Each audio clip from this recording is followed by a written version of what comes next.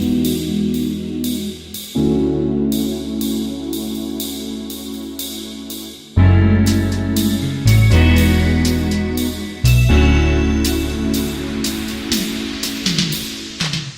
hello, my name is Suzanne Herron, physician assistant and founder of PheeMed Industry, where we are helping all women everywhere have a better medical experience.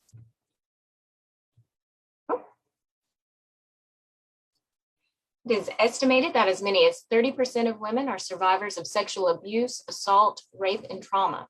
Through customer discovery and experiences of nearly 20 years in the field of medicine, we have found that many of these women avoid seeking care, especially Pap smears, due to the potential for triggering trauma. Through the Summer Accelerators program, we have interviewed over 75 customers who also see the problem, thus validating our initial hypothesis. No one likes the current method and all would welcome another choice. 100% of women hate the procedure. Our times have changed since the PAP was created, as well as how women are treated. And the Me Too movement in particular has had us all re-examine what treatment is deemed acceptable. A fresh look at the PAP is one of the many practices hiding in plain sight, needing to change from provider-centered to patient-centered care. Many women avoid Pap smears due to the current method of collection. This alienates many who are victims or survivors of such trauma. The process is very violating and can trigger PTSD moments or flashbacks to attacks, traumatizing a woman all over again. There's a loss of power, and disturbingly, many of the same methods a perpetrator uses are taught as ways to perform the test. For example, telling a woman to relax. So many of these women will either forego care or never return for repeated screenings. We plan to pursue with our first target customer segment of survivors as they have the most pains, and then roll out to our other identified markets at later phases with a comprehensive strategic plan. At PheeMed Industries, we hope to change this problem by having no woman left behind. Self-administered Pap smears could revolutionize the way these women are cared for, and such a solution would allow patients to feel empowered and listened to by not being put in vulnerable situations. Providers would be able to give care in a more sensitive way to survivors, as well as all patients through a change in collection without compromising on care. The future of medicine is moving more rapidly out of the clinic and into the home. As such, we anticipate a D2C model targeting millennials and Gen Zs to give access to screening, as well as other services such as connecting with medical health professionals online or in their area for in-office needs, and mental health professionals trained in trauma-informed care. For those who are Gen X and Boomers, we anticipate collaboration with existing GYNs or giving kits at the time of mammogram, since these groups are more accustomed to in-office care and adoption. This will be through a recurring monthly subscription and with an option to take insurance or directly charge customers with a 90% recurring revenue. Our go-to-market strategy will focus on giving these women, these first customers, an option that has never existed before. The current US market for Pap smears is 136 million women and would equate to approximately $21.7 billion in earning potential annually. Approximately 30% of those being survivors will bring in $7 billion annually alone. The at-home market is strong with, for example, Cologuard and home pregnancy tests bringing in $1.6 billion and $200.7 million in 2020 alone. Through JPEC competitions and programs, we have earned $20,000 to date and are working with the university to confirm or refute if they have a stake in the claim. Once decided, we are poised to submit for a provisional patent and begin work with our regulatory consultant for FDA application in the Breakthrough Device Designation category. Any awards received through being selected will be used for funding intellectual property opportunities, and the remaining amount will be used for funding our regulatory consultant and participating in trade shows and conferences. We are working to build our team and take our idea to the next level. Just as generations of women before us gave rise to the women's liberation movement, we hope to give rise to the next wave of feminism with freedoms never known before. We anticipate that our idea will be as revolutionary as the home pregnancy test, providing privacy, autonomy, and knowledge of one's own body through a private little revolution that any woman can easily buy or for us order online. Isn't it about time for a PAP revolution? Thank you, and I'll take any questions. Any questions? I don't have any questions, but I'm going to say, praise you, baby Jesus. Make this happen. Yes. I think that it is a phenomenal product. Actually, I do have one question. Have you been in connection with the UI Ventures for the MedTech innovation through the University of Iowa, John Darcy, Jordan Kaufman? Oh, I have not. And I didn't know if it's because mine would be a medical device as opposed to, AI or tech. Okay. But okay. if I qualify, I'd love that. Absolutely. I'll get you some contact information. Thank you. That would be wonderful. While waiting for FDA approval, what sort of options do you have to utilize this product in poorer countries where it's more difficult to get to an OBGYN?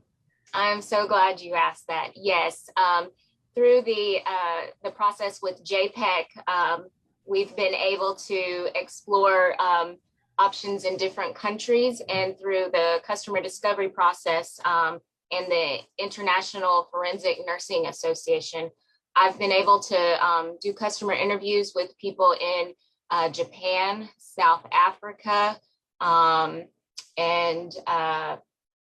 India. And so I'm poised to be able to, once we're in that phase, to be able to have my contacts already established. And then that way we've looked at missionary work, international missions, rural populations in our country and elsewhere. So it is, it seems like it could be pretty limitless in how it could change for so many women.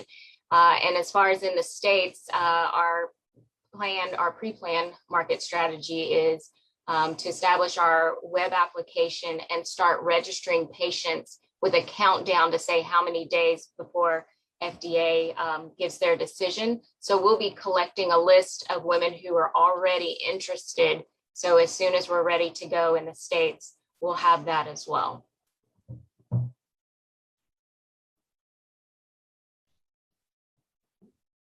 Hey, Suzanne, nice presentation. This is David MK, and I just wanted to ask you, what is the biggest hurdle right now for your business in its go-to-market strategy? Thank you. Well, I guess I would say right now, I am waiting on the university through the general counsel, the UIRF, to make a decision. And I think I think I'm probably in this gray area. So that may be what the holdup is. It's been about 6 weeks, and I don't know how often they meet, but obviously a letter saying that they either confirm or refute it would help me for the next step as far as investors. And then the other part of that is if the university would like a stake in it, then they would be the ones to help me with the provisional patent. If not, I'm already poised for Jason Sitzma to file our provisional patent, and then we have the 1 year mark. So that's been the biggest hurdle thus far. But I'm excited to hear what they say. And I came to the university with the idea in my head. I was a PA in training about 20 years ago. And I had this idea kicking in my head the whole time as kind of like a love letter to survivors to say, I get it.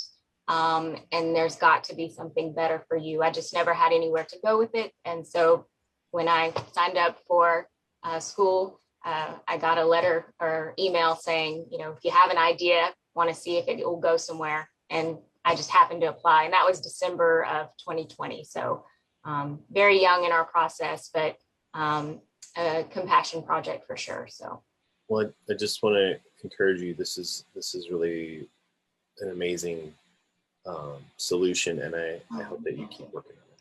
Thank you. I appreciate that.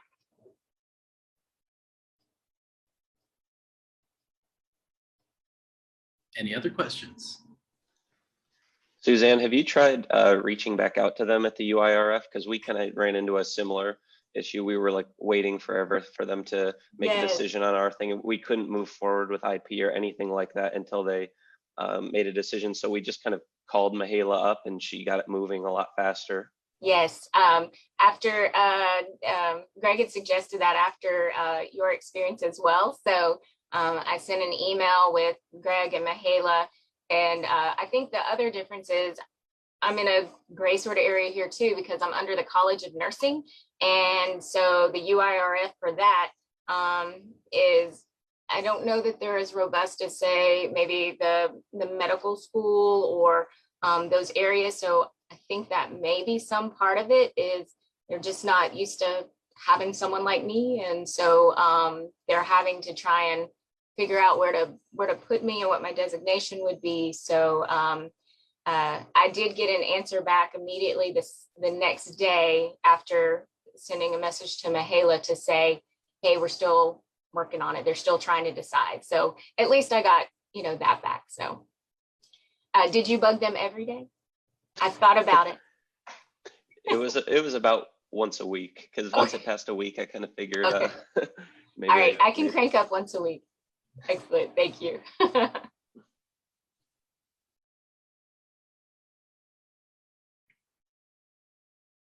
Any other questions?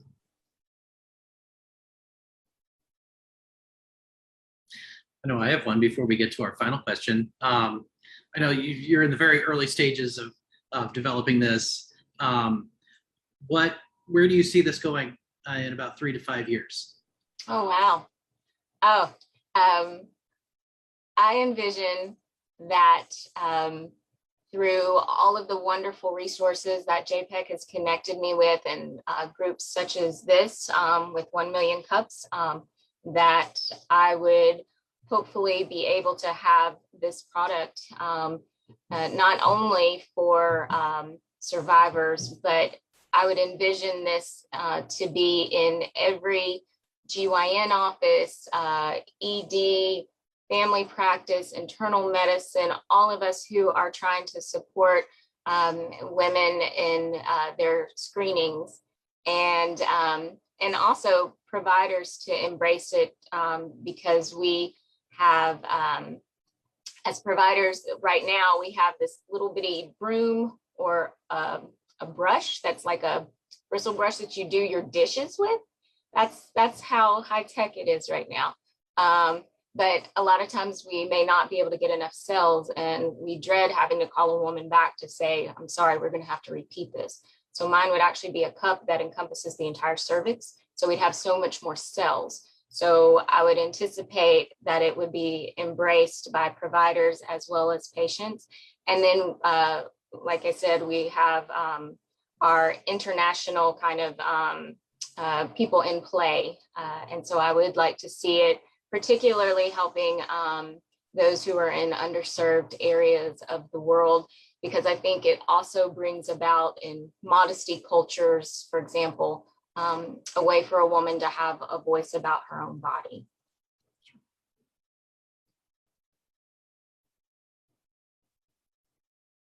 Any other questions?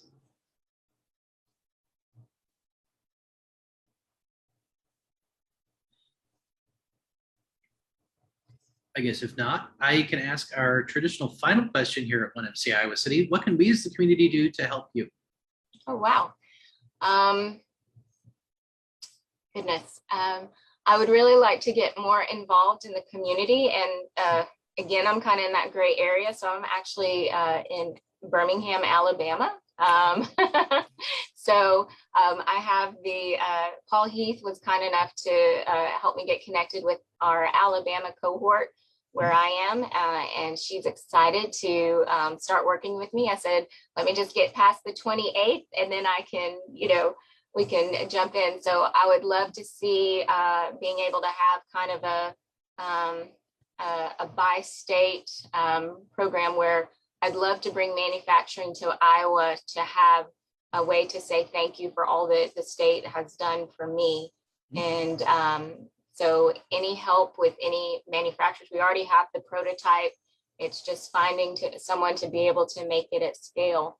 So if you have any ideas, and then the UI Ventures, that would be great.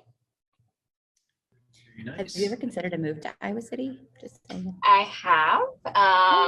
My kids are in school, and so I have about 6 years. But funny enough, going full circle, my father, he's from North Dakota, and he wanted to retire in Minnesota for the white birches, and I've never seen them. So I thought about if I did make a move, it would be to have some land where there's white birches. My father's already passed, but my mother remembers them fondly, and just for her to be able to have property to see that and be able to do my business, that would be amazing. Very nice. I didn't know you were down in Alabama. I know, right? I'm all so- kinds of different where you put me, right? I know, we're just kind of all over the place this week. Yeah. That's awesome. But I was going to say, you know, 1MC Iowa City is just one location out of 160 something 1MC chapters. So Yes. go ahead and contact me after this if you're interested in presenting anywhere else. If you want to connect with the chapters down there in the That would be Southeast. wonderful. Yes. Thank you. yeah. And then the only other part was, as far as our registering and getting the word out, is we would like to get with all of the small business development centers throughout the major cities all over the country, and almost be like tour dates. We're coming to your town and having a launch party for advocacy groups that deal with survivors, and then also just women who are interested and being able to really get the word out. And kind of like Spank's story, she had all of her friends call all of the major department stores and say, hey, I want this product. So if we do it that way, and people are calling their GYNs, then it's just another way for us to get the word out. So Nice. Very And then cool. Tell us who to call, or tell us when to call. oh. Awesome. Cool. Well, thank you very much.